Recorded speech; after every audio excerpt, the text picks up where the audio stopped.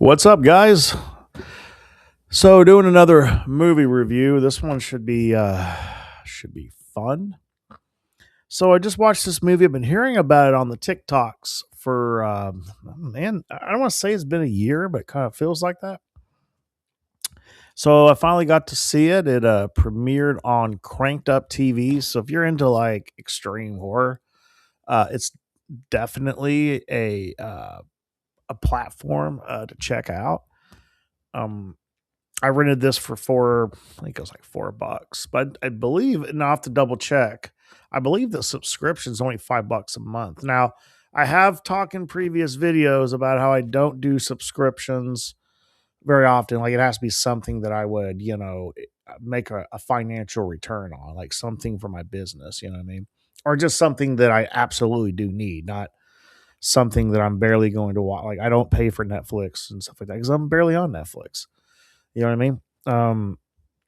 Even on my iPhone, like the Apple subscription services, I've deleted so many, So I avoid the subscriptions as much as I can possibly, and I'm on Tubi a lot, which you can watch for free, and I own a nice selection of physical media.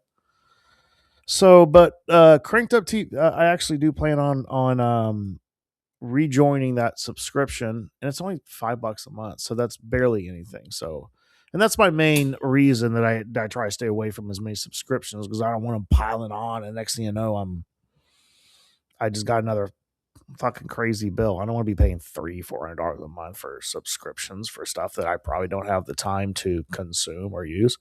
So,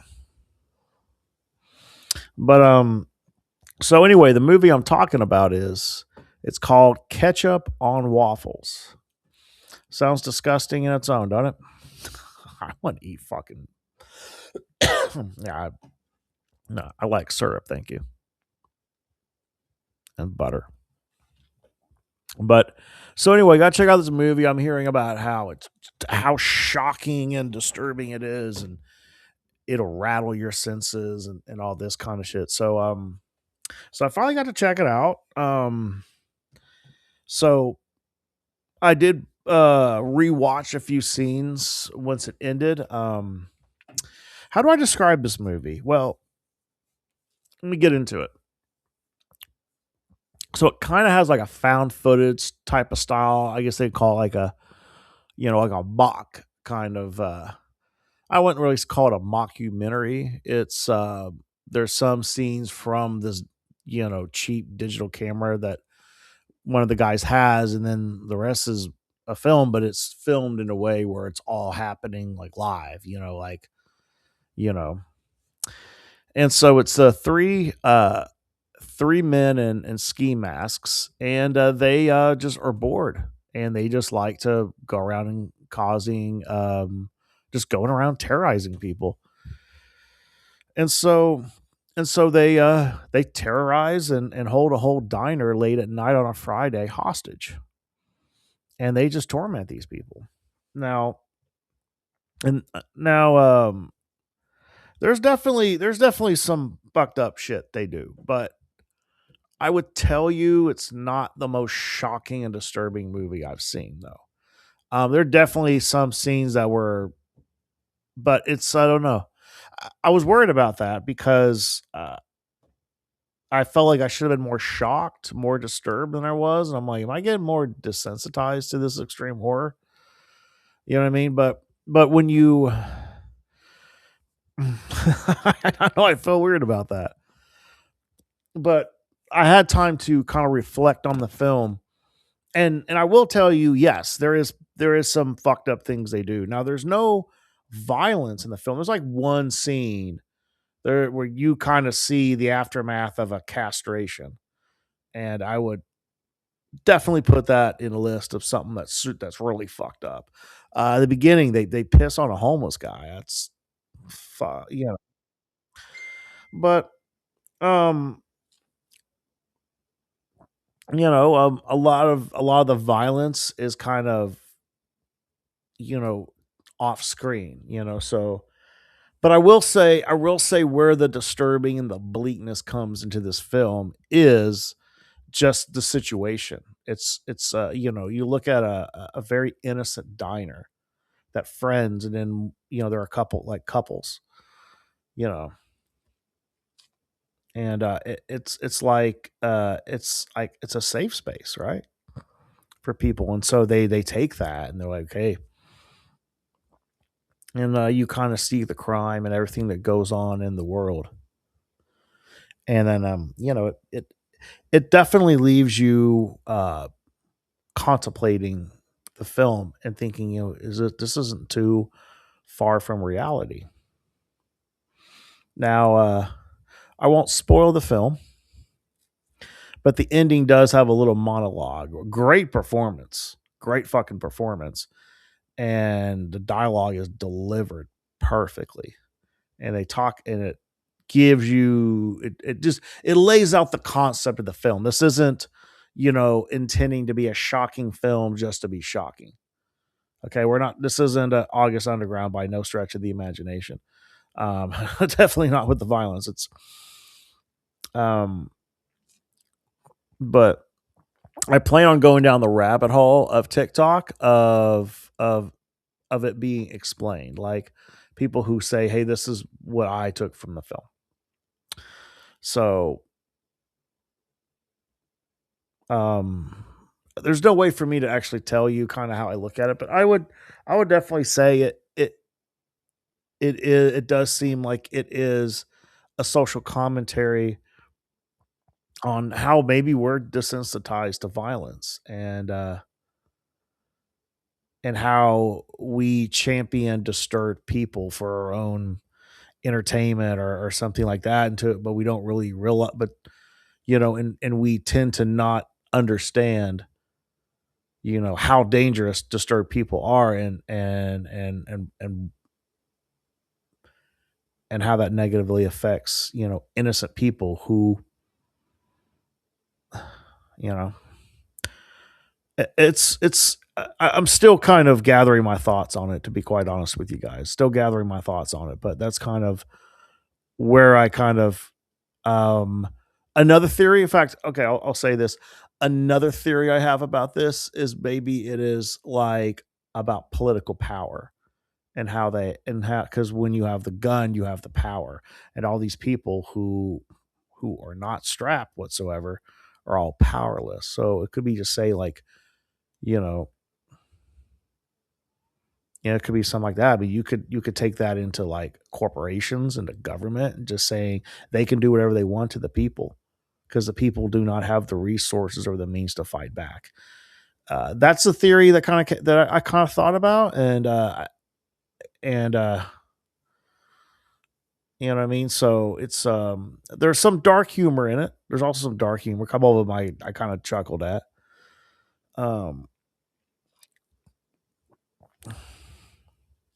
but I'm very interested. I'm ready to hear like more reviews. This is I literally just watched the movie, so and sat down here, press record, and talking to you guys about just my overall thoughts on it. Um, it does remind me. I would say the concept reminds me a little bit of a film I saw on Tubi called Hate Crime. Way lower budget. This was a lower budget film, but Hate Crime was definitely more lower budget. The acting was not nearly as good. And that one was about a group of neo Nazis high on meth who break into a home of a Jewish family and terrorize them, sexually assault the mom and daughter. And, they do horrible things to the kid. I think one kid gets fucking murdered, and all that kind of stuff. And it's just definitely, I would tell you that film to me was shocking and disturbing. I actually had to fast forward through a few things. Guys, I can't do this sexual assault in all these fucking films. I think it's too much. Um, when I saw who's watching Oliver, that was kind of when I'm like, okay, this is too far. Like, we can push the envelope. We can be shocking. Does it always have to involve women getting raped? I don't know, man. I under To me, like, if you have to, like, there's a film called Revenge, and I think they handle that the best way because you didn't have to fucking watch it. You knew it was happening, and they used a they they built up that atmosphere in the music, and you knew it was happening, and you knew the men that we're dealing with here are fucking evil douchebags. And so it wasn't like I Spit on Your Grave where you literally have to watch this poor girl get violated. And yes, that is the reason why she eventually, you know, seeks revenge. It also makes us hate these men and want them to see their fate in a very brutal way. But man, it's becoming too much a trend, and can we do something else? Then So, anyway, just I had to go on a little rant about that. So, but I'll tell you this, man. I'll tell you this. Yeah, Hate Crime was by no means a good fucking movie, but at the end of the movie, there was a message, and it was saying that this film was made to as a social commentary to bring out the message that hate crimes do happen still and quite frequently, and it affects innocent people who are targeted and attacked for what gender, sexual orientation, race, even some cases, religion, you know, and it was meant to be that brutal and savage. So you just see how fucking horrible it is, how horrible it is, and just know this is a problem. Don't be part of the problem. So I will say, Ketchup on Waffles was delivered, even though the subject matter. I just saw a little bit of a similarity, but see, I think Hate Crime came out in like 2001. Like it's an older movie. I think either that or 2011. I don't quite remember. But um and obviously this one being more recent, I do have a feeling like the director probably saw that movie, or maybe just a coincidence. They both kind of had a similar idea.